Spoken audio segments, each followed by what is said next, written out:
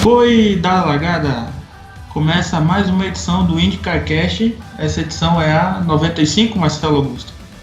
Sim. Bom, então já começo apresentando você, Marcelo Augusto. Boa noite a todos da mesa, tudo bom com os senhores? Fala, gurizada medonha, tudo beleza aí com vocês? Vocês já perceberam aí pelo sotaque gaúcho? Gaúcho, tchê? Eu sou natural de Porto Alegre, tá? É, rapaz. Emanuel, tá, agora faz parte da equipe, né, mano? Seja bem-vindo. Muito obrigado. Bem-vindo aí.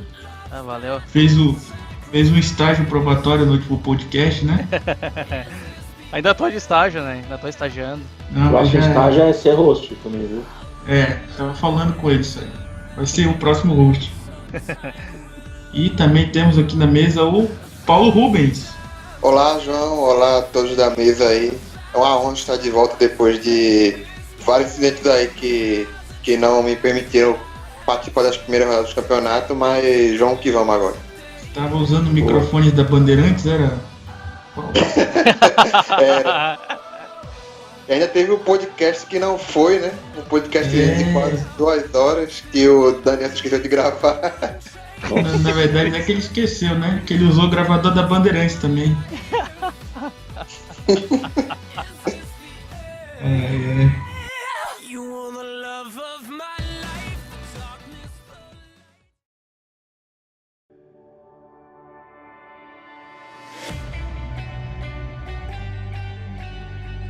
Bom, a gente teve no sábado o treino classificatório, a pole foi do Joseph Newgarden e a gente foi para a corrida com uma expectativa de chuva, muita chuva, e foi o que aconteceu, choveu um bocado no domingo. Paulo, você que viu melhor aí, como é que foi, como é que estava a condição para os pilotos aí no domingo quando estava chovendo? Bom, tava chovendo muito, né? A expectativa sempre foi de chuva, desde que os pilotos chegaram a Bárbara, tinha a expectativa de ter chuva, mesmo com a sexta ensolarada e o sábado ensolarado, no domingo a chuva chegou, estava bem forte. A pista não tem uma drenagem assim tão boa, ainda é uma pista que tem assim, tipo, vários declives e tal, né? Vários de elevação, aí tem alguns pontos que fica acumulando muita água, né? E isso foi visto aí nas primeiras horas da corrida, né? Os pilotos perdendo muito o controle do carro ali, se virando para poder controlar o carro. Principalmente na reta principal ali, né? Ali onde se encontrava as poças ali da corrida, né? E a impressão que a gente tinha é que quando passava aquele carro para jogar água pro lado, a água ia para lateral e voltava para a pista de novo por causa do relevo, né? Isso mesmo, era essa impressão que dava. O caminhão escova, não escovava nada. Mas ali acho que nem se tivesse aquela turbina que usa em oval não ia adiantar. O Air Titan, né? Nem isso ia adiantar. Porque acho que a grama que tava encharcadaça já tava muito encharcada. Drenagem muito ruim em Bárbara. Mas aí é que a gente não tem como mudar, porque se você falar para o autódromo reformar, ele fala, não vou reformar, e sai. E aí fica sem ter corrida. Bem capaz mesmo. Bem que Barber, o pessoal gosta da Indy, então não sei se... E daí... A Indy é praticamente o principal evento do ano lá, não sei se eles iriam dar uma de rebelde assim, não, mas duvido nada. Daí a gente teve 23 voltas no domingo, que foram sonolentas, horríveis, não acontecia nada, nem para ter acidente não dava direito. E ninguém enxergava nada, tava todo mundo andando igual vovozinha na pista. Quem se fudeu foi o Will Power, né? Só o Will Power. E o Gimbal, né, que todo mundo tava se virando, a pista tava difícil de andar, mas tava todo mundo, como o João disse, né, andando na cautela, então tava todo mundo meio que se virando ali, né. Aí o Marco Andretti rodou nas primeiras voltas, ele tava ali no top 10 e acabou caindo pra última ali. Foi a vida que fez ele rodar, porque ele no top 10 não pode, né? E daí a corrida tava indo mais ou menos normal, né? Mesmo com pouca visibilidade, postos, o piloto tava se virando. Até que o que o Charlie Kimball, na última curva ali que lidera para reto dos boxes, ele tava meio distracionando assim, tava perdendo a traseira e o Ed Jones estava logo atrás dele, deu um totozinho atrás dele. Um totozão, Totozão. Mas foi o suficiente para fazer ele ir pra barreira, ali, aquela barreira de o guarda-reio, e com isso assinar a bandeira amarela, né? O problema é que com a chuva forte e a bandeira amarela, os carros não conseguiram dispersar a água daqueles pontos mais críticos como estavam fazendo durante a corrida, né? A água ficou mais acumulada por causa da velocidade de emergência dos carros durante o safety car. Aí quando teve a relargada foi o caos, né? O Neil Gardner quase que perdeu a traseira ali, segurou bastante, e o Power não teve a mesma sorte, acabou perdendo a traseira e Hunter quase acertou ele, e o Power bateu no muro interno, o muro que separa a pista dos boxes, e abandonou. Mas foi um erro do Power ou não teve muita sorte mesmo? Não teve muita sorte, simplesmente acoplanou mesmo. Não foi erro dele. Não é erro dele, tava em linha reta já, não foi tipo o Neil Gardner que perdeu, que quase ia perdendo na retomada ali, né? Na entrada da reta principal, ele quase perdeu, ele quase que virou o carro de lado, mas segurou, mas só que o Power, já na entrada ali da curva 1, quase na entrada, ele acoplanou mesmo, o carro dele tava em linha reta e ele simplesmente perdeu o controle por causa da poça d'água, que esses carros da Indy tem esse assoalho. Aí com a poça d'água grande, ele praticamente vira um barco, flutua na água. Aí com isso o carro perde completamente estabilidade. Você vira um passageiro no carro. Ô Paulo, e se tivesse a mesma pressão aerodinâmica do ano passado, tu acha que ia ajudar um pouco? Não acho que ia ajudar um pouco aí, que nessa parte aí não. O da força não ia influir muito não, ele acoplanou mesmo, a altura do carro é basicamente a mesma. Sem contar esses lances de acoplanagem no restante da pista, ia ajudar bastante, pra não escorregar tanto? Talvez sim, né, mas eu não conto muito com isso. E também não tivemos tanta corrida assim em misto permanente com chuva nesses aerokits pra dizer. A única coisa que a gente teve foi Nola, em 2015, que Sim. Foi um caos comparado com o Barber, né? Detroit 2015 também.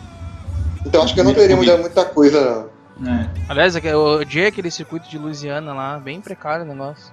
Além de tudo, ainda deram um calote no Michael Andretti. Sacanagem.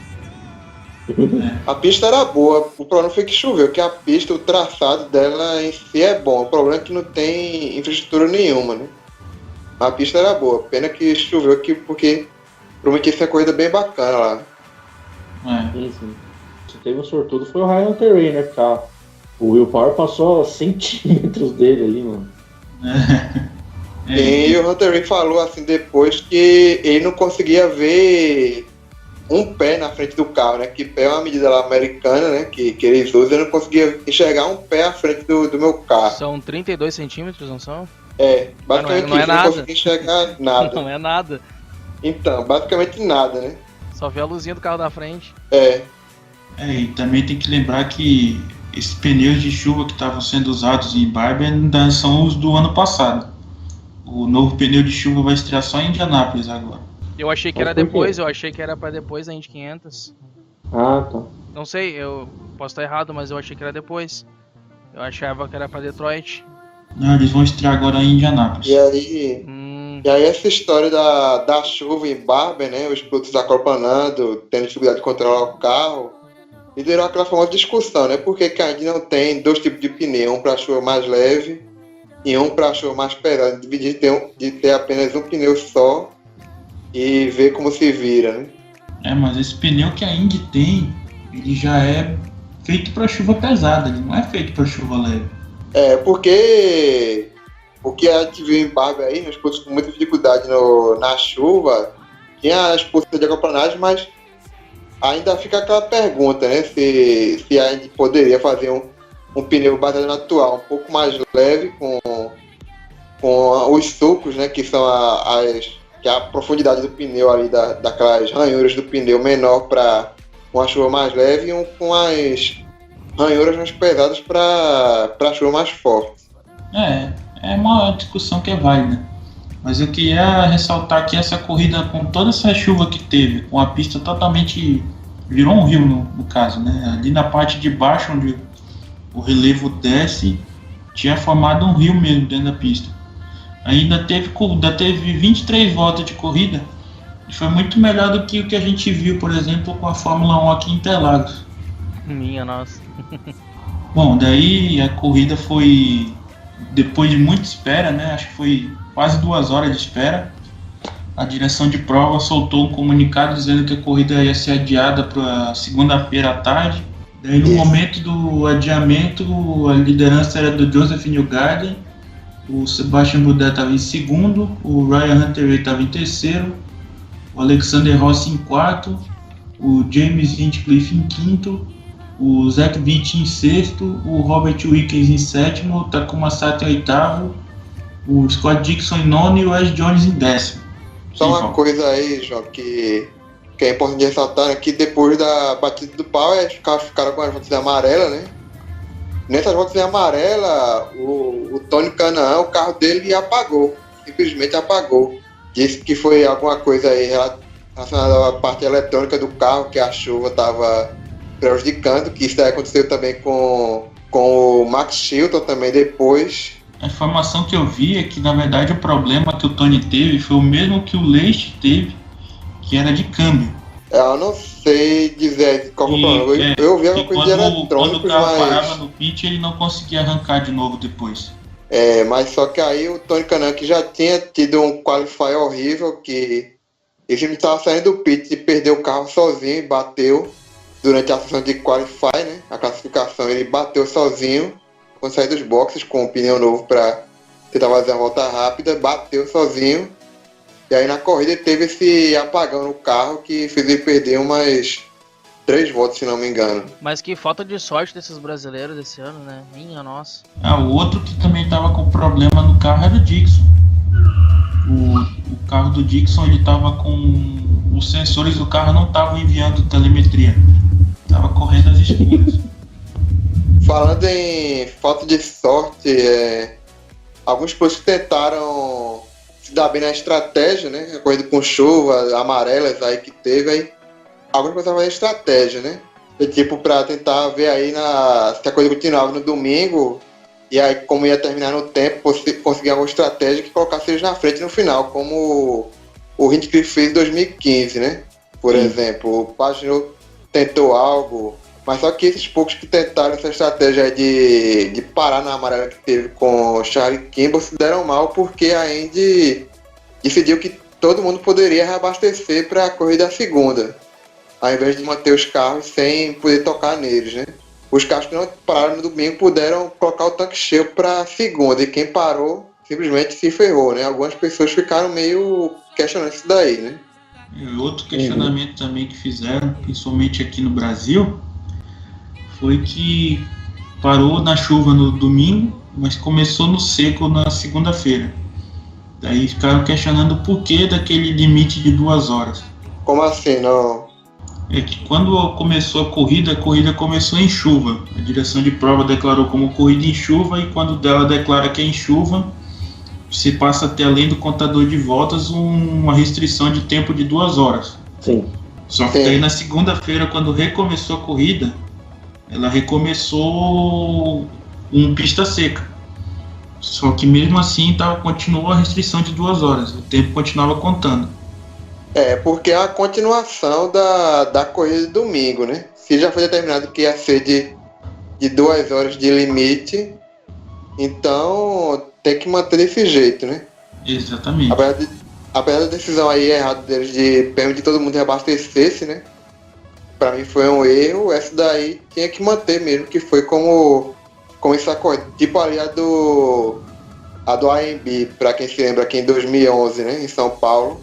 Teve 9 voltas no domingo, e naquele momento já tava valendo como contagem de tempo, né? Mas aquela corrida foi um dilúvio, né? Na segunda. Então, foi a mesma circunstância aí de Barber na questão de critério, né? Que teve a chuva, aí deu bandeira vermelha, esperaram para ver se a pista melhorava, E aí não melhorou e foi pra segunda já com limite de tempo estabelecido, mesmo começando em outro dia. E não tava chovendo outro dia? Não lembro mais. Choveu também. Pra caramba no outro dia também. Vá. Eu lembro que essa corrida aí, eu não consegui ver ela no domingo, a parte que teve no domingo. E na segunda-feira eu tive que escutar ela no rádio, no meio da aula de inglês. Eu lembro bem dessa corrida aí. Tava chovendo Eu vi no jeito. domingo e depois não consegui. Eu tava trabalhando no outro dia de manhã. Eu também lembro que eu fui assistir assisti o domingo na TV, mas só que na segunda tinha aula. E quando eu cheguei na escola tava uma chuva do caramba e eu descobri que não ia ter aula porque tava com goteira na sala. E aí tu perdeu a corrida. Eu a corrida, mas me pude. Putz, cara. Foi. Pô, foi tão forte a chuva lá que afetou aí, né? Meu Deus. Caramba, hein? E teve um lance que eles adiantaram o horário, a categoria, né? Mas teve um lance que eles tentaram trazer pra mais cedo, mas a rede, a NBC não aceitou. Como é que foi? Eles sabiam a hora que ia chover. Isso já sabiam há muito tempo. No aplicativo da Indy, lá no setor de previsão do tempo, e já davam, acho que uma semana antes, já diziam que ia chover no domingo. E estavam dando, inclusive, que ia chover na segunda-feira, coisa que muita gente achou que não ia acontecer. Não tava marcando tempestade pra segunda também? No aplicativo da Indy tava. Eu tava com esse receio de lançar pra segunda e ter que lançar para outro dia depois. Isso aí, quando eu fui fazer o post dos horários também, eu entro naquele AccuWeather lá também, tava previsão dos 2 dias, domingo e segunda pra chuva. Minha nossa. Mas tinha alguns meteorologistas aí que a gente conhece que estavam dizendo que não ia chover na segunda-feira. Inclusive, até na transmissão, o Facebook estava liberando lá a Band, o Eduardo Vaz estava falando lá que para segunda-feira, depois de determinada hora, não tinha mais chance de chuva. Não sei de onde foi que tiraram isso. Pois é, não sei de onde foi que tiraram isso. Tiraram das Maju do Jornal Nacional. Daí, essa discussão também do tempo, eu lembro que ano passado, eu acho, em Glen, tava caindo tipo uma gotinha assim na pista e a direção de prova declarou como corrida na chuva. Todo mundo teve que colocar o pneu de chuva. Nossa. Eles declararam também o limite de 2 horas e aí na primeira volta todo mundo entrou no pit e colocou o pneu de pista seca. Ano passado isso? Acho que foi ano passado, foi que o Rossi venceu. Não lembrava não. Mas não na foi em primeira 2016? volta todo mundo entrou. Eu não lembrava. Não, foi ano passado. Eu achava que era 2016 foi muito sol, foi o Dixon que ganhou a corrida, foi tranquilo. Daí passou para segunda-feira a corrida. Na segunda-feira, já quando começou a transmissão da TV, já dava para ver que estava tudo nublado, mas a pista estava seca. Naquela parte que a gente falou que estava encharcado, ainda estava úmido do dia anterior, mas a pista estava seca. Aí teve a relargada, continuou rolando, já não contava mais as voltas, já estava só o cronômetro até dar 2 horas de corrida. E faltava 1h15, né, para terminar a prova por aí, quando eles começaram a fazer algumas voltas ali em bandeira amarela, né? Faltava 1h15 de corrida e aí já estava definido que a corrida ia seguir 2 estratégias. O pessoal que ia fazer uma parada só e o pessoal que ia fazer 2 paradas para poder aí andar de pé embaixo o tempo inteiro. Exatamente. E o Joseph Newgarden pegou a última estratégia, né? Foi andando de pé embaixo, começou abrindo uma diferença enorme pro Bourdais, Hunter Ray, Rossi, Sumiu na frente o Newgarden. E esse tipo de corrida assim com 1h15 só, com essa estratégia bem delimitada, a gente praticamente nem via ultrapassagem na pista direita. Era cada um seguindo a sua estratégia e pouca ação na pista. Mas só que aí um certo canadense, né, começou a querer botar fogo no negócio, né? O Zachary Kramer de Mello, com 2 voltas atrás, querendo recuperar a volta. Tinha que ser. Rapaz, você viu a treta que deu, né? Vi, mano. No Instagram. O Marco Andretti, depois da corrida, foi zoar o Zachary Kramer de Mello e o negócio não foi legal, não. Ele fez ali uma cena de drift com o Pigot ali naquela descida ali, naquela curva que é tipo uma chicane, mas que faz uma descidinha. Acho que ele foi o melhor momento da corrida. Foi o melhor troço. Se tivesse combinado, não ia conseguir fazer, nem a pau. Mas também quem que é o Marco Andretti pra zoar, né? Vamos. Pois é. O Marco Andretti escreveu assim: que idiota, tava 2 voltas atrás. Aí o Zachary Claman respondeu assim: fale na minha cara. Nossa senhora. Se eu fosse o Claman de Mello, eu ia xingar ele, inclusive. Falou, quem é você, meu amigo? Piloto ruim, pior piloto do grid. Só tem nome. Pior que o Claman de Mello. Nem é tão. Pois é. Pior que o Claman de Você é Mello. pior que eu, cara. Você é pior que eu, cara. Tá 10 anos no grid e tem 2 vitórias. Tá falando o quê? Ah, e uma delas foi meio duvidosa, né? A primeira. É, pois é. Foi meio duvidosa aquela. 10 anos não, ele tá 12 anos no grid. Tá louco. Não, e a de 2011 em Iowa lá, porque copiou o setup lá do Canaan e tinha o melhor carro. É porque praticamente só Andretti ganha em Iowa, então um ano calhou de ganhar. Mas foi na sorte também, né? Sim. Nossa senhora. Daí a corrida retomou e no finalzinho da prova começou a chover de novo, com a mesma intensidade do domingo. Faltava tipo uns 10 ou 15 minutos para acabar a corrida. E daí todo mundo começou a parar para trocar os pneus e o Sebastian Bourdais tentou ficar na pista, tentou aguentar o tranco, né, Paulo? Porque aí o Bourdais, diferente do Newgarden, estava na estratégia de uma parada, né? E tava funcionando, porque quando o Newgarden parou para colocar pneu de chuva, ele não quis arriscar, né? Ficar na pista e aí, de repente, ele acabar rodando, perdendo toda a vantagem que ele tinha. Antes de parar, resolveu parar logo e colocar pneu de chuva, mesmo arriscando a destruir os pneus de chuva, né? Que pneu de chuva em pista seca, ele começa a deteriorar. Depois de 3, 4 voltas, se a chuva começa a ficar mais forte, ele praticamente não serve para nada do que ele serve geralmente, né? O desempenho dele. Aí o Newgarden se arriscou, preferiu ser conservador mesmo, se a chuva demorasse ainda para chegar mais, mas quando viu as gotinhas de chuva começaram a ficar mais fortes, ele foi um dos primeiros a ir para os boxes, né? E com isso ele voltou atrás do Bourdais, que era o que a Dale Coyne estava planejando com uma parada só, né? Que quando o Newgarden fez uma parada dele, o Bourdais foi ficar na frente e eventualmente figurasse o Newgarden, né? Pudesse brigar pela vitória. Só que aí a chuva estragou tudo, né? Que aí o Bourdais foi obrigado a fazer toda a parada que ele não queria fazer, né? E com isso, ele começou a segurar, mas quando faltava tipo uns 7, 8 minutos para acabar, ele não aguentou mais, ele teve que parar porque o Newgarden já estava tão mais rápido que ele que ia passar na pista. A Dale Coyne tava segurando. Se a chuva tivesse se mantido fina, o Bourdais tinha a chance de vencer, porque ele tinha, por mais alguns minutos, se a chuva tivesse se mantido fina por mais algum tempo e depois engrossasse, o Bourdais teria uma chance de vencer, porque ele chegou a abrir 3 segundos aí. Se ele tivesse mais umas 2 ou 3 voltas de pista mais ou menos molhada, né? Que teve uma hora que ele chegou a fazer 3 segundos mais rápido que o Newgarden, com o pneu seco, quando estava na chuva fina ainda. Tinha se mantido um pouco mais, ele poderia ter feito um pit, colocado os pneus de pista molhada e tentado voltar para disputar a liderança. Só que mesmo quando o Bourdais parou e não aguentou mais e parou, ele ainda perdeu rendimento. Ele voltou em quarto, porque perdeu terreno para o Hunter Ray e para o Hinchcliffe. E depois ainda foi ultrapassado pelo Wickens, porque ele simplesmente não estava com rendimento. Parece que ele não apostou na chuva e configurou o carro só para pista seca, que ele perdeu um rendimento incrível. Ali estava andando 3 segundos mais lento, mesmo com pneu de chuva. Se o Bourdais não tivesse parado, tivesse aguentado um segundo ou terceiro, ele conseguiria no fim das contas, ou o risco de rodar era muito grande? Eu acho que ele não ia aguentar, não. Eu acho que posição na pista ele poderia ter tentado, mas só que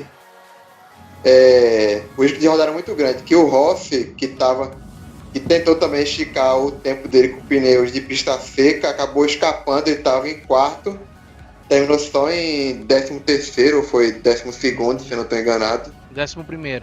11º aí o Bourdais aguentou até o que pôde, e a Dale Coyne falou: olha, se você quiser já pode entrar, que não tá tendo mais vantagem não em continuar de pneu de pista seca. O pneu de pista molhada já tá dando mais rápido já que de pista seca. Aí ele entrou. Ele entrou em mesmo de pista molhada e continuou a virar mais lento. Porque o carro do New Garden, além de ele estar com o pneu já há mais tempo, né?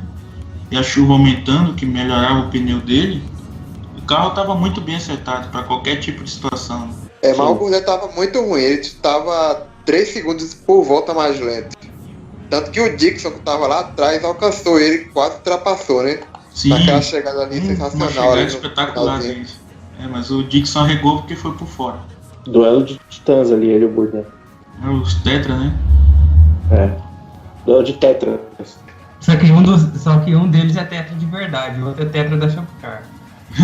Olha que apareceu aí. Olha só que chegou aí de surpresa no estúdio.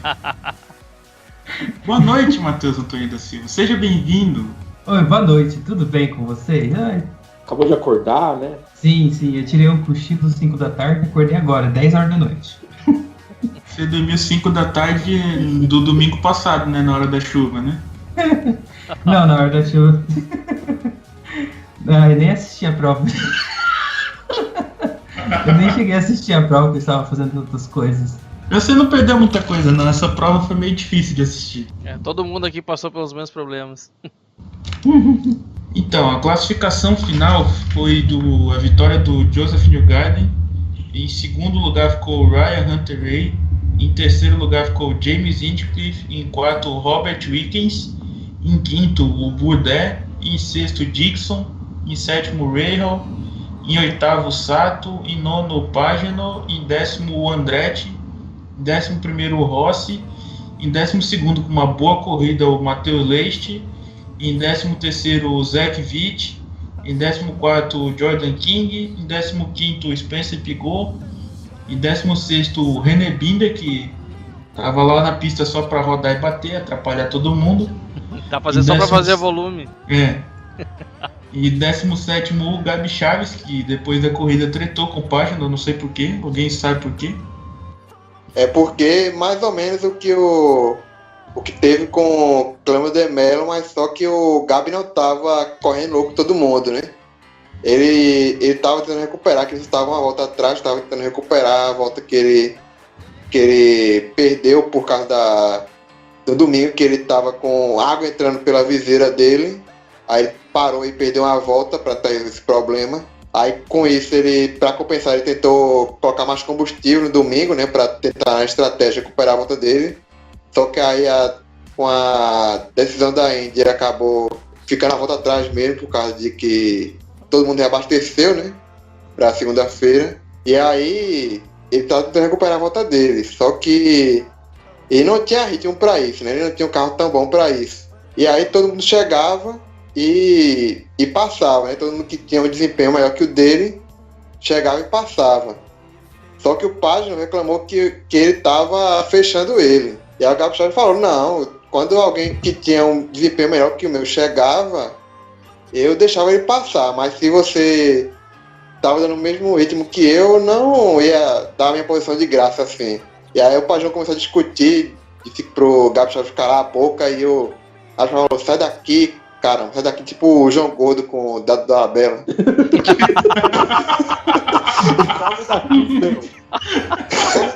Sai daqui, meu. Ah, quebrou minha mesa, meu. É muito épico. Foi tipo uma discussão de Kiko com Chaves, né? Nossa. Enfim, em 18º ficou o Tony Kanaan, em 19º o Zachary Clément de Mello, em 20º o Ed Jones, em 21º o Will Power, em 22º o Chilton e em último o Charlie Kimball. Essa Carlin é maravilhosa, né, Matheus? Oi? A Carlin é maravilhosa, não é? Ah, a Carly cavou o buraco dela. Ela tá conseguindo perder pra Harding, eu acho, que o Gabi Chaves tá na frente do Chilton e do Kimball. Sozinho. No campeonato. E qual é o problema do Max Chilton mesmo? Foi elétrico? Ele teve um problema mecânico aí no carro dele, né? Parece que foi elétrico mesmo, o componente ali do carro. E por incrível que pareça, o Chilton tava bem durante o final de semana. Nos treinos livres ali, ele terminou no top 10, nos 2 primeiros treinos livres, se eu não me engano. E na classificação, classificou até de forma decente para pra Carlin que tá estreando, né? 13º. Fez milagre. E o Kimball 14º. As duas ficou perto do top 12, do Fast 12. Fast 12. Não, mas a Carlin de bom esse ano, só aqueles posts pré-corrida lá deles. De resto. Também teve uma foto que fizeram aí do carro do Rahal na chuva. Que foto bonita, saiu um monte de rede social aí. Pelo menos isso você viu a chuva. Tinha uma foto bacana. E falando do Rahal, ele tá bem consistente esse ano, né? Todo mundo tá aí vendo o Newgarden, o Rossi aí, com início de temporada muito bons. Mas o Rahal tá muito consistente nesse início de temporada. O Rahal, o Hint e o Hunter Hayes, os três estão bem, assim. Isso. O Hunter Hayes só não tá melhor porque Long Beach foi um fiasco pra ele. Né? Então a classificação do campeonato está com o Joseph Newgarden com 2 vitórias e 1 pole e 158 pontos. O Alexander Rossi com 1 vitória, 1 pole e 145 pontos. O Bourdais com 1 vitória, 1 pole e 119 pontos. O Rahal com 119 pontos também, só que não tem nenhuma vitória e nenhuma pole. O Hinchcliffe com 118 pontos. O Hunter Hayes com 113 pontos. O Dixon com 107 pontos. O Robert Wickens com 1 pole e 97 pontos. O Marco Andretti no top 10, por incrível que pareça, em nono, com 88 pontos. E o Will Power fechando os 10 primeiros com 81 pontos. O Will Power era atrás do Andretti, minha nossa. O Tony Kanaan é o 12º com 79 pontos.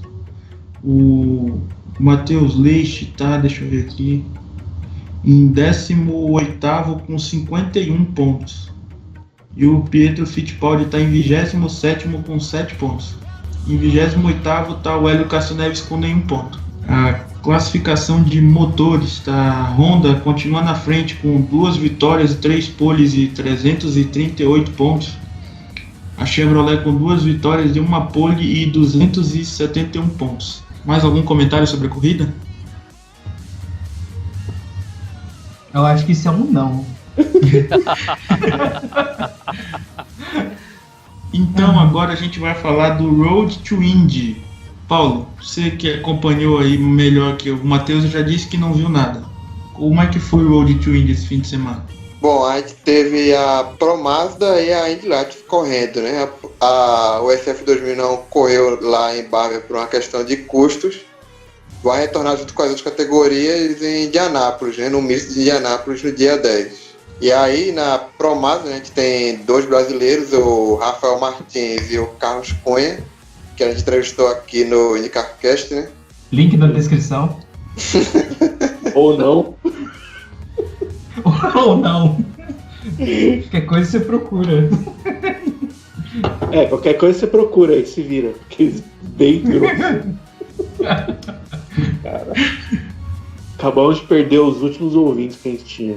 Então nós vamos ganhar ouvintes novos, Marcelo. Daqui a pouco vai ser só a gente mesmo, né? Para quem não encontrou aí o podcast do Carlos Cunha, eu sugiro que você olhe nosso canal no YouTube e depois a gente faz o jabá no final, daí a gente explica melhor para você. Então, na Pro Mazda, a gente tem sempre uma rodada dupla quando o circuito é misto de rua. E o Parker Thompson, que é o canadense, estava dominando o fim de semana, foi o mais rápido no treinos livres, conseguiu as 2 poles para as 2 provas e venceu a primeira prova com quase que um pé nas costas, assim. E o principal, as pessoas que mais estavam combatendo com ele eram o inglês, o Harrison Scott, que foi campeão da F3 da Euro Formula Open na Europa, só que aí acabou o dinheiro dele e aí, como todo mundo que acaba o dinheiro, vem para os Estados Unidos, para a Pro Mazda. E no primeiro pensei duelo... que ele voltava para casa. Todo inglês gosta de vir para os Estados Unidos, né? Fazer umas férias. Para os assim. Estados Unidos? Pô, você tá falando dos Estados Unidos, eu não sabia. Exatamente, o fuso horário tá estranho assim. Por isso que você dormiu às 5 e acordou às 9. Né? É o jet lag. Aí no fim de semana era basicamente os dois duelando, o Parker Thompson e o Harrison Scott. No primeiro, o Parker Thompson ele continuou mais rápido, ele foi muito bem e ganhou a prova com 5 segundos de diferença para o Harrison Scott. E na segunda prova ele teve aquela coisa de chove, não molha, a pista estava um pouquinho molhada, mas não estava chovendo, mas daí começou a chover no fim da prova. E o Parker Thompson acabou ficando em segundo, com o Harrison Scott ganhando, isso porque o Andrés Gutierrez, ele tinha passado para liderar, ele largou em quinto, passou para segundo logo na largada, e aí conseguiu a liderança na 7ª volta, mas aí quando começou a chuva ele rodou sozinho, passou pela caixa de brita, pela grama e perdeu a liderança. Aí a liderança caiu no colo do Harrison Scott, que ganhou a prova, com o Parker Thompson em segundo. Entre os brasileiros, o Carlos Cunha, ele tinha um acerto razoavelmente bom, pelo menos ele estava sempre brigando nos 5 primeiros nos treinos livres, mas não sei o que acontecia com ele a primeira volta dele era sempre terrível. Na primeira corrida ele largou em quarto, mas aí ficou pelo lado sujo da pista, não sei o que aconteceu, e ele caiu para 11º logo na largada, passando ele assim. Ele tentou recuperar, mas ultrapassar na Promaz não parto, então aí terminou em 10ª corrida. E já na segunda prova ele largou em terceiro, só que aí ele colocou por fora, já por fora estava meio molhado, os pilotos estavam de pista seca, ele caiu para 8º lugar na primeira volta. Mas aí ele conseguiu recuperar melhor e voltou para terceiro. E enquanto o Rafael Martins ele tá com um desempenho bom com a Pelfrey, ele terminou a primeira prova em sexto, largando de 8º. E na segunda prova ele largou de quinto, mas o desempenho, as outras equipes, tipo a Juncos e a RP, exclusive, eles estavam com um desempenho melhor, eles passaram o Rafael Martins e ele acabou terminando em 8º. No campeonato, o líder é o Parker Thompson com 102 pontos. O Renus VK, que ganhou as 2 primeiras provas de St. Pete, mas meio que desapareceu em Barber, está em segundo no campeonato, 4 pontos atrás. E em terceiro no campeonato está o David Malucas, que não ganha a prova, mas termina todas as corridas nos 5 primeiros lugares. Está em terceiro com 79 pontos. A primeira ele ficou em sétimo. A primeira ele ficou em sétimo. Agora está melhorando, né? Espero. Na verdade não espero. Espero que os brasileiros vão melhor que ele. Aí, um ponto atrás do David Malucas está o Harrison Scott, que está recuperando com a RP, que teve um primeira semana desastroso em St. Pete, melhorou em Barber, tá 2 pontos atrás do Malucas, e o Carlos Cunha, que vem em quinto com 75 pontos. O Rafael Martins está em 11º com 45 pontos no campeonato. A próxima etapa é em Indianápolis. Aparentemente a Promazda tá legal esse ano, então. E a segunda prova estava muito da hora de ver, porque, tipo, os 6, 7 primeiros o tempo todo, eles estavam, tipo, 2, 3 segundos de diferença pro outro, eles formavam quase um... Quando a chuva começou, eles estavam muito colados um no outro, aí os pilotos começaram a escapar da pista, ficou bem da hora a segunda prova. A primeira prova foi um TED. Eu percebi pela entonação do som. Quem são os favoritos aí pro campeonato? Quem tem mais chance pra ganhar o campeonato da Promazda? Tu que tá acompanhando direto. A Promazda é um campeonato meio bizarro, assim, porque tipo, você vê que nem sempre tem um ou 2 carros que acerta o ajuste de primeira, assim, na prova, e vai super bem, ganha as 2 provas e depois desaparece. É tipo a IRL 2012, 2013. Tinha um carro que ia super bem pra caramba e depois sumia no resto do ano.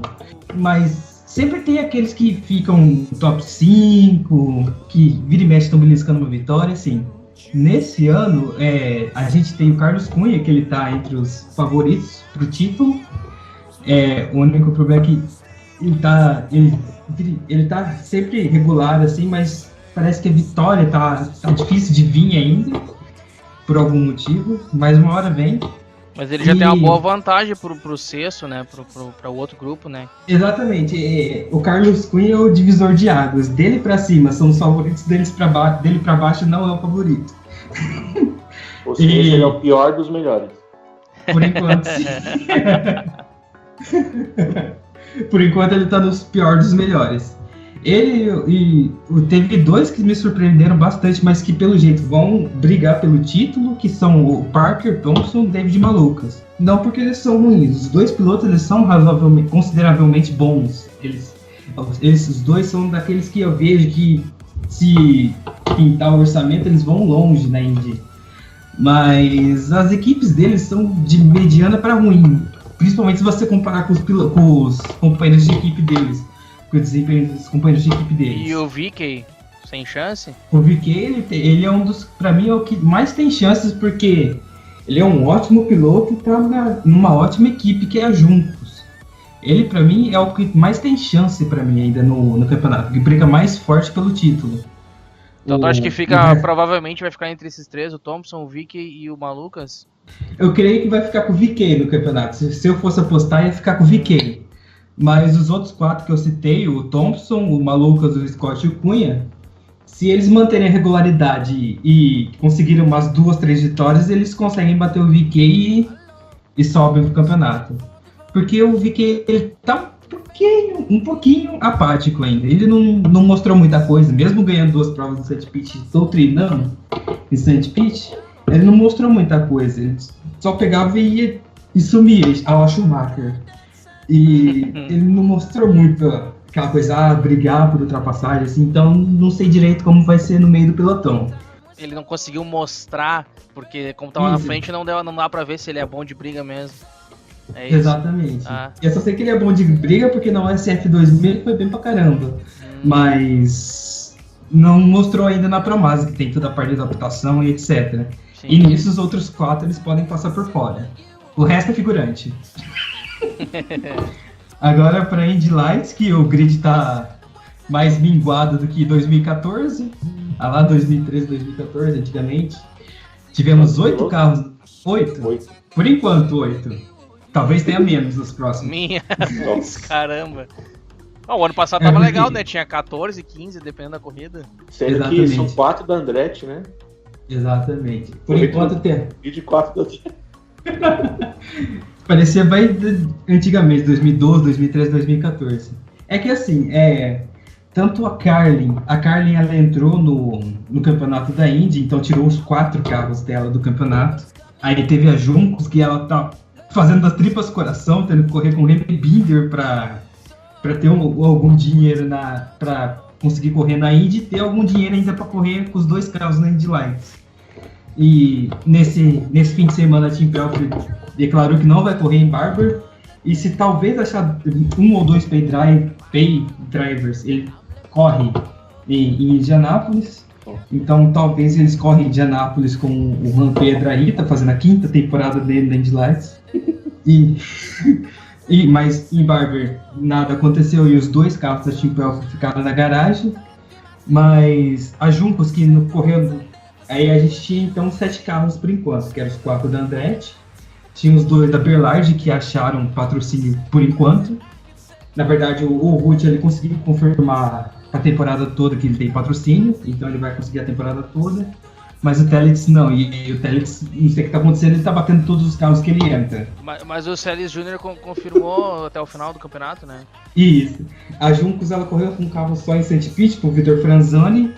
E o Alfonso Celis Júnior, que ele foi anunciado como segundo piloto da Juncos, ele estava tentando entrar no IMSA. E aí, como a primeira corrida de St. Pete batia com os testes coletivos das 12 horas de Sebring, ele estava tentando acordo para entrar na equipe, mas pelo jeito não deu certo. Pelo jeito macumbaram ele voltou para Indy Lights mesmo. O Alfonso Celis Júnior, mexicano. E com isso tivemos 8 carros no fim de semana. O Pato Ward ele foi muito bem, o Patrício Ward ele já disparou com o franco favorito ao título, ele ganhou as 2 provas do fim de semana. Tá difícil bater ele mesmo.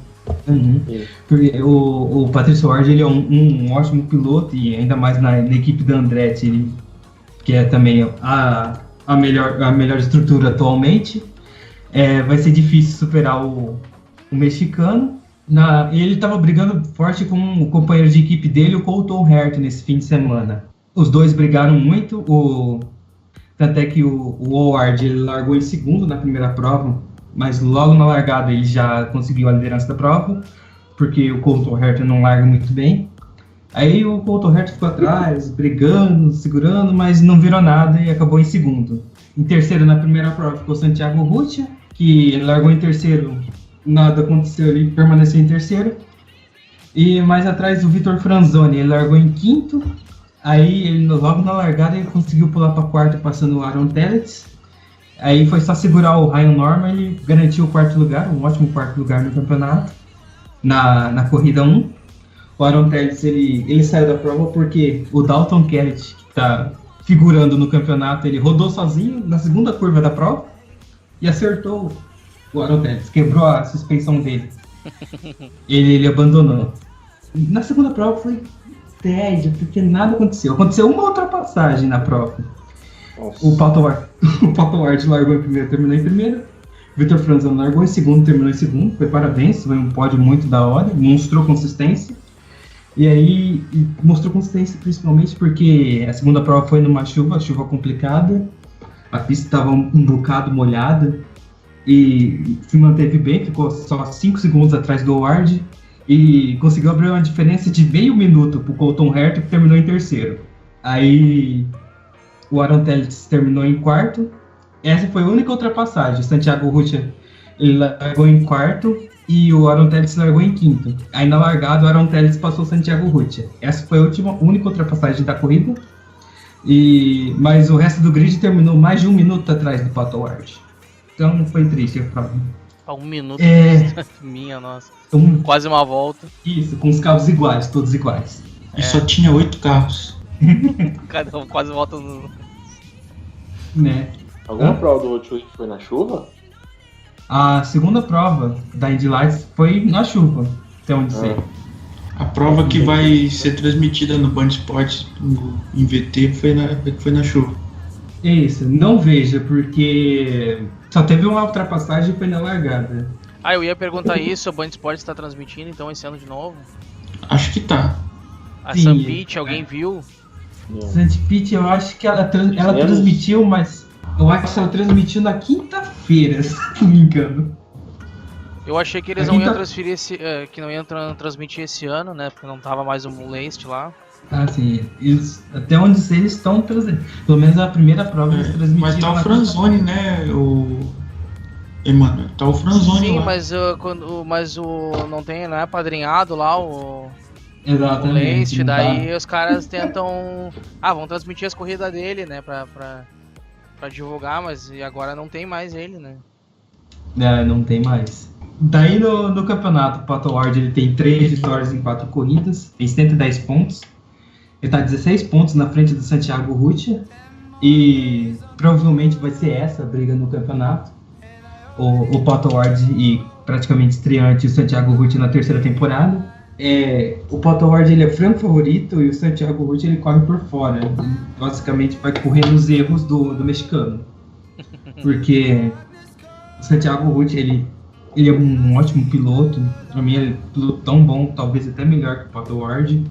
Mas tá na Belardi. A Belardi ela faz das tripas coração, ela tenta de tudo pra ter tá difícil bater a Andretti, né? Isso, ela tenta, mas ela é pobre, ela não tem uma estrutura grande assim, ó. Das equipes que tem na Indy Lights, ela é a mediana. Mas o Roach ele precisa se coçar aí, porque senão ele passa do ponto, né? De subir. Exatamente. Ele já tá quase passando do ponto. Ele tá na terceira temporada. Então. É porque, assim, ele parece que os contatos dele estão difíceis ainda na Indy, porque entrou o Zakevich esse ano. E o Zakevich, pra mim, ele é muito pior do que os 4 primeiros desse campeonato aqui. Que pra mim, ele é pior que o Ward, o Rutia, o Herta e o Franzoni. E ele entrou. É porque na Indy tem muito disso, contato. Se você não conseguir o contato certo, na hora certa, e você sem dinheiro, você não entra. E esse pior Pior que o Colton Herta, ele já tá meio que certo a vaga dele na Indy ano que vem, Isso. né? Tá. Provavelmente a vaga do Vitt. Porque o carro do Colton Herta, ele é da Andretti, mas é metade da equipe do Strybeiner quarto. Que eu não sei quem é, mas é famosinho, tem dinheiro. É filho do dono do New York Yankees, não é? Isso, acho que sim. É dono de algum time, de alguma coisa. Como eu não ligo pra esportes, então não faço ideia. Sei que o cara tem 20 anos, acho. 21. Isso. E ele também tem 20% do New York City da MLS. Isso. E ele falou que ele, mesmo que seja um carro associado, ele quer entrar na Indy no ano que vem. Então, praticamente, o Colton Herta já conseguiu o orçamento certinho para entrar na Andretti. Só falta ver se no lugar do Vitt ou no lugar do Marco Andretti. Vai no lugar do Vitt mesmo. Por incrível que pareça, o Marco Andretti não tá naquela coisa assim, não. Mas o Marco Andretti tá andando melhor agora, eu acho que o Vitt roda. Porque o Vitt... eu apostaria entre os dois, eu apostaria no Vitt. Eu também. Porque o outro já perdeu todas as chances já que teve. É porque assim, o Vitt ele entrou... A chance de sair, né, você fala. Eu acho que o Vitt tem mais chance que o Andretti ainda, velho. O Vitt é muito fraco, velho. É que assim, o Vitt ele entrou mais daquela... aquelas coisas bizonhas, assim, que só acontecem na Indy. A Andretti, ela, antigamente ela tinha um programa de subida, que tinha a equipe na USF 2000, na Promazon, na Indy Lights, e subia pra Indy. O próprio Marco Andretti foi fruto desse trabalho. Exatamente. E o Vitt também, ele entrou na Andretti pela USF 2000, ficou 2 anos, entrou na Promazon, ficou 2 anos, entrou na Indy Lights, ficou 2 anos na Andretti. Mas aí, ele não conseguiu renovar para um 3º ano na Lights, entrou pela Billard e no ano seguinte ele desapareceu. E de repente, em 2018... Quando ele virou comentarista, não foi? Isso, ele acabou virando comentarista, acho que da Indy Lights, não sei se da Indy também. Do Road Indy TV. Isso, do Road Indy em geral. E ele meio que desapareceu e agora surgiu na vaga da Andretti. É mais pro Andretti, mais promoção da Andretti, assim. Porque até mesmo pra Andretti tá difícil achar pilotos na Indy Lights. Eles estão com um traço complicado de pilotos. Se não fosse o Pato Ward, os mesmos 4 pilotos que terminaram 2017 seriam os 4 pilotos de 2018. E isso não é bom para uma categoria de acesso, não é bom para um programa de subida para Indy. Então aí eles pegam meio e usam o Vitt. Olha, nosso programa funciona assim, se quiser entra na Lights. O Vitt ele subiu para Indy, o Carlos Munhoz deu certo, subiu para Indy. E tá meio que assim por enquanto. O Vitt Mas o Vitt não sai da Andretti, ele tem 3 anos de contrato com esse patrocínio que ele conseguiu, por incrível que pareça, com um pastor da igreja dele. Com esse patrocínio de $20 milhões para 3 temporadas da Andretti. Meu Deus. Coitado dos Os fiéis. Pra quem não lembra, o Vitt terminou em 4º em Long Beach, né? Pressionando ali o Ed Jones pelo 3º lugar, né? Então o Marco Andretti tá na corda bamba aí, amigo. Pra mim ele só tá por causa do pai dele lá. Tem o pai trouxendo lá, senão já era. Já foi rebaixado. Tem uma teoria que o Andretti trocou com o Rossi, porque quem tá guiando o carro do Andretti agora é o Brian Herta com controle remoto. Disseram que foi uma questão logística mesmo, que trocaram de número aí, porque, por exemplo, o Rossi venceu a corrida lá em Hot-Screen no passado, né? Sendo que naquela época ele era piloto do Brian Herta, só que o Brian Herta tava como o estrategista do Marco Andretti, né? Aí o Brian Herta, mesmo sem ser ele estar trabalhando com o Rossi, foi pro Victoria Lane receber lá o prêmio e tal, só porque ele era dono, mas ele não estava trabalhando com o carro do Rossi, ele era apenas dono. Aí para evitar essa confusão, resolveram trocar logo de vez. O Brian Herta ficou com o Marco Andretti, né, que ele conhecia desde a época que o Brian Herta era piloto ainda. Nos anos finais de carreira ele foi companheiro do Marco Andretti, eles têm essa amizade, né? E aí o Rossi passou a ser parte da Andretti, enquanto o Marco passou a ser parte da parceria entre o Michael Andretti e o Brian Herta, né? Sim. Eu não sei como tem marca que insiste em patrocinar o Marco Andretti. Né? Você viu o macacão dele? Tem 5 patrocinadores. Né? É, porque algumas marcas que eram alguns patrocínios que eram associados ali da Brian Herta ficaram com ele. Tipo a Castrol, a Curb Records. Algumas marcas então, que eram da Brian Herta ficaram com ele, né? Aí veio esse ano a Use Concrete e a UFD ainda tá lá. Ele tá com mais patrocínio do que ano passado, por incrível que pareça. Ele tá bem com pelo menos as 10 provas com patrocínio aí. Pois é. Porque saiu a HH Greg. Faliu. O interessante é que antes do ano passado começar, a temporada de 2017 começar, a empresa já tinha falido, já tinha preenchido o formulário para bancarrota, tipo administração, né? Aquele que você preenche para uma empresa administrar e você consegue sair do buraco. Antes da temporada de começar, eles já tinham preenchido esse formulário para falência, né? De administração judicial. E o mesmo tempo anunciaram de patrocínio. E ao mesmo tempo anunciaram patrocínio pro cara. Puta merda. É porque, tipo assim, a gente tá falindo, vamos patrocinar um falido também. Mas, ó, eu tô gostando, apesar da cagada que ele fez na primeira corrida, eu tô gostando do Rossi esse ano, porque ele tá desinfetando o número 27 lá. Ah, mano, o Rossi tá disputando o campeonato com o New Garden. Tá pau a pau. O pessoal reclamava tanto que a Índia era dominada por estrangeiros, tem 2 americanos metendo pau no campeonato. Mas eu vi muita diferença, eu já acreditava nele, mas eu não sei, é tão disparelhos os times o ano passado, mas agora esse ano tá mais parelhão, né? E eu acho que... ano passado ele já tava bem. Sim, mas esse ano ele tá bem mais, eu digo... Sim. Que como os carros estão tudo, digamos, praticamente igual na prática, agora os melhores estão se destacando ali. Inclusive até os rookies ali, tem vários se destacando, que só que não tiveram muita sorte. Tipo, o Jordan King tava, eu acho que é um cara que é fera, só que não tá tendo sorte, mas é um cara que, dependendo da situação, ele começa a se destacar. O Robert Wickens também. Robert Wickens, ele é estreante, mas de novato não tem nada, né? É o outro. Ele teve falta de sorte, né? O Wickens ele fez um treino com o carro do ano passado lá em Mid-Ohio. Sim. E ele já se apaixonou pelo carro da Índia ali naquela. Não, eu acho que foi Road America. Isso. Foi em Road America. Sim, tava até o Matheus Leite também, testando pela Andretti, né? Mas o Robert Wickens ele tava lá porque o Alexandre na época ainda tava na SPM, só que ele teve problema para voltar de Le Mans para os Estados Unidos. Daí o Robert Wickens estava lá para dar autógrafo pela Mercedes e aí chamaram ele para fazer a sessão lá. Já que tá aí, vamos lá. E já que você falou aí dos novatos, eu vou dar a classificação só dos novatos aqui.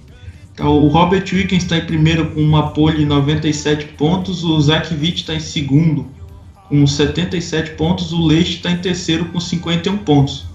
E o Jordan King está em quarto com 38, o Zachary Clamant de Mello está em quinto com 31, o Jack Harvey está em sexto com 25, o Kyle Kaiser está em sétimo com 23, o René Binder está em oitavo com 22 e o Pietro Fittipaldi está em último com 7. O Pietro Fittipaldi correu uma só, né? Ele vai correr agora. Ele correu 40 voltas só. Nem completou a corrida. Pois é. Né? Pra quem não sabe também, a Indy vai fazer amanhã um Open Test lá em Indianápolis com transmissão no YouTube e no Facebook. Opa. Aí sim. Conta pra gente quem vai estar lá. Quem que vai estar lá? Não sabe. Eu quero saber. Eu também não sei. Não sabemos. O Hélio não vai estar? Hélio vai estar a Danica, vai estar esses pilotos que vão fazer a Indy 500 e vai estar os pilotos da Indy regular também, né? Da temporada regular. É no oval, não é? Então, é no oval, é o Open Test para Indy 500. Então, vamos encerrando aqui. Considerações finais, Paulo Rubens. Bom, a corrida de Barber foi meio atribulada aí, né? 2 dias, limite de tempo, tretas. Mas no fim de tudo isso, o Joseph Newgarden se superou e venceu a corrida, dominou o final de semana, né? Dominou a corrida no seco, no molhado. e venceu merecidamente. Aí o Bourdais foi o único que tentou fazer alguma oposição a ele, né? Na estratégia, mas mesmo assim foi uma oposição boa, pena que não se deu muito bem no final. Foi uma corrida ok, né? Poderia ter sido melhor se fosse só um seco, poderia ter sido mais coisa se fosse sempre seco como no ano passado, mas foi uma corrida legalzinha de se assistir. E agora esperar aí para o GP de Indy, né? Abrir esse mês de maio aí com a corrida no misto, depois a Indy 500. Marcelo Augusto. Bom, eu não vi muito da corrida de Barber, até porque o fim dela terminou na segunda, né? E tava trabalhando e tal, não deu pra ver direito. Mas com essa vitória do Newgarden e pelo que o campeonato tá destoando até o momento, vai ser uma briga de dois americanos, né? O Newgarden com o Ross. Isso, vamos ver até que ponto isso vai ser legal aí, vai ser proveitoso pra categoria. E vamos ver nesse mês de maio aí, se o GP de Índia, às vezes, nem o Hélio vai voltar a participar e tal. Sei. E nas 500 milhas, o que vai dar e o que vai ser esse campeonato. Aparentemente tá muito bom. É isso, não tem muito o que falar. Emanuel, suas considerações finais? Então vamos nos encontrar novamente aí no dia 12 de maio no Indy GP. Eu queria mandar um abraço aí pro Rafael Marinho, que tá me ajudando aí na próxima série de documentários. Dá um abraço. Tem muito de Indy, cara. Um abraço também pro Matheus e pro Rômulo, que estão me dando uma força grande ali no Road 200. Se não fosse por eles, eu não estaria lançando esse negócio agora. Vai ser a série. E boa. Não esqueçam, não deixem de acessar lá o Indy Forever. Tá vindo, tem corrida nova narrada em breve, aí nos próximos dias vai estar saindo. Tem um projeto de narrações alternativas e também o inclusive com mais de um membro desse podcast, mistério. Tem um convidado especial ali fazendo os comentários, então vamos dar um up aí na qualidade da narração. E tem outros programas que volta e meia eu tô soltando lá, tô com pouco tempo, porque esses programas dão muito trabalho para fazer, os de notícias, né? Mas acho que em breve eu já devo estar lançando mais algum. Então é isso, um abraço para todos vocês, e era isso. É isso, gente, esquece o Jackson. Matheus Antônio da Silva, suas considerações finais. Oi. Eu considero vocês todos pacas, inclusive os ouvintes, os 12 ouvintes que a gente tem atualmente. Mas uns 90, 100 que ouviram o último podcast. Provavelmente é a gente clicando 70 vezes no... É bot do YouTube, não para. Fala, esses caras colocaram um vídeo de 1 hora, tem 10 visualizações, vamos colocar mais 70 ali. Na verdade, o título tava tão sensacionalista que eu espalhei na minha faculdade e todo mundo clicou pra ouvir. Eu acho que um pouco foi sorte que eu trouxe pra vocês. Também acho. Tava bem baixa lá os views nos últimos tempos. Eu acho que a última foi que passou de 100, foi a da Bruna, e a última corrida, aquela do Texas do ano passado, acho que só essa. Então, cara, mas nunca passou de 100 mesmo. Então, olha aí, ó. Eu tô trazendo sorte pra você. Mais de 100 foi aquele que a gente gravou com o Nicolas, né, Matheus? Porque a gente dividia e somamos tudo da mais de 100. Do ano passado pra cá, já mais de ano, eu trouxe essa sorte pra vocês. Hein? Exatamente. E pra terminar minhas considerações, agora sim que o campeonato tá começando. Porque vai vir Indy 500 com pontuação dobrada, multiplicada em 10 mil, e que vai começar a loucura da Indy em junho e julho, porque se eu não me engano, deixa eu conferir aqui. Se eu não me engano, o próximo fim de semana, depois da Indy 500, só vai ter um fim de semana até o fim de julho que não vai ter corrida da Indy. Que é entre Texas e Road America. Isso, exatamente. 4 corridas no intervalo de 15 dias. Isso. E vai ter a corrida da Indy 500, vai ter 2 corridas em Detroit, vai ter Texas, aí para. Aí tem Road America, depois tem Iowa, depois tem Toronto, aí depois para, mas vai ter teste oficial com todos os pilotos, então não para na verdade. E depois tem Mid Ohio. Aí sim para. Então agora sim que vai começar o campeonato da Indy. Até porque, né, já eliminou as pistas ruins, agora vem só as pistas boas. Tipo Mid-Ohio. Não, Mid-Ohio é muito o Road American? Morre. Mid-Ohio é péssimo. De Detroit é maravilhoso. Mas eu tenho também. esperança com o novo Aerokit aí que o Mid-Ohio vai ter mais ultrapassagens, porque os últimos anos Mas Detroit eu não tenho esperança com carro nenhum ali. Ali nem com um carrinho de mão não dá pra passar. Detroit é sempre boa a corrida. Só o cenário que é bonito. Fale mal, né? Eu também gosto de Detroit. Eu gosto muito pelo cenário, né? Não, eu gosto que a corrida é sempre meio bagunçada. Tem cara de Indy, Detroit. Se chover, então, amarela, quando chove, então. Você acerta o carro de serviço, que nem alguns fazem. Né? O asfalto começa a cair sozinho. Não, sem contar que lá em Detroit, como é dentro de um parque, né? O tempo todo tá cheio de folha na pista. Tem uns passarinhos voando também. Os esquilos passando. Os esquilos passando, os passarinhos doidos. Os patos. É verdade. Eu queria agradecer a vocês. Mais um podcast, dessa vez com mesa cheia.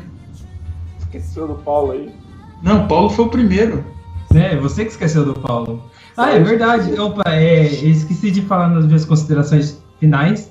Esqueci de dar parabéns pro Zachary Reclamando de Mello, que fez a volta mais rápida em Barber. Parabéns pra ele. Viu? Acho que ele falou isso pro Marco Andretti, viu? Acho que ele foi falar isso pro Marco Andretti. Eu fiz a volta mais rápida. Né? Eu queria agradecer que hoje a gente teve mesa cheia. Agradecer a minha saúde, porque quase não vim para esse podcast, mas fui. Queria dizer que é muito bom estar aqui mais uma vez. E você está ouvindo esse podcast provavelmente pelo YouTube. Você pode acessar também no Indy Center Brasil, na fanpage do Fórmula Indy Notícias, do IndyCar da Depressão e na nossa própria fanpage do IndyCarCast. E será que vai aparecer na fanpage do Indy Forever? Será? Acho que já dá pra começar, compartilha, né? Na página do YouTube. Perdão. Vou compartilhar lá na minha página do Facebook. Mas eu já tô falando nos últimos vídeos e eu já tô comentando sobre o IndyCarCast. A ideia é que qualquer vídeo que tem minha voz ali, com exceção, obviamente, das corridas. Então eu tô comentando já do IndyCarCast. Aliás, já tinha comentado há algum tempo atrás nos outros vídeos. Você também pode acompanhar no Twitter do IndyCar da Depressão. E também você pode acompanhar a gente pelo aplicativo Player FM. Estamos lá, tem todas as edições também lá. O mesmo conteúdo do YouTube tá lá também. E é isso, vamos ficando por aqui. Agora chegou a hora daquele tchau falso que a gente dá toda semana. Que ninguém quis dar agora. Vamos lá, no 3. Vamos lá. 3. Tchau.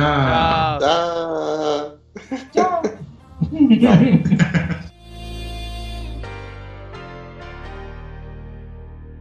I don't know what to feel.